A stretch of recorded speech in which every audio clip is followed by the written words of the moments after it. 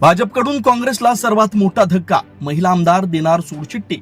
राज्यात 29 महापालिकांच्या निवडणुकांचा कार्यक्रम जाहीर झाल्यानंतर काँग्रेसला सर्वात मोठा धक्का बसलाय। भाजपनं पक्षाच्या महिला आमदारांना गळाला लावलाय। काँग्रेसचे दिवंगत नेते राजू सातव यांच्या पत्नी आमदार प्रज्ञा सातव पक्षाला सोडचिठ्ठी देणार असल्याचं समजतंय।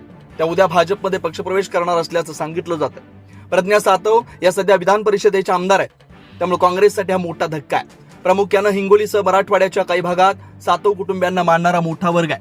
इथंच भाजपने काँग्रेसला झटका देत ताकद कमी करण्याचा प्रयत्न केलाय।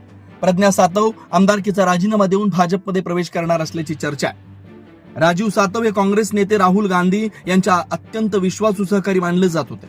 राहुल गांधी यांच्या युथ ब्रिगेडमधील ते महत्वाचे नेते होते। मात्र सातव यांच्या निधनानंतर पक्षावर मोठा आघात झाला।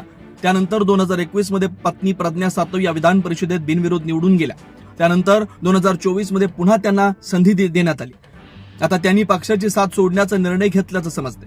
पक्षातील गटातटाच्या राजकारणाला कंटाळून त्या भाजपमध्ये प्रवेश करणार असल्याची प्राथमिक माहिती आहे। पक्षाकडून याबाबत कोणती दखल घेतलेली नाही असाही त्यांच्या समर्थकांकडून दावा केला जातोय। त्यामुळेच त्यांनी थेट पक्ष सोडण्याचा टोकाचा निर्णय घेतल्याचं सांगितलं जातंय। दरम्यान काँग्रेस नेते सतेज पाटील यांनी मात्र हे वृत्त निराधार असल्याचं म्हटलंय।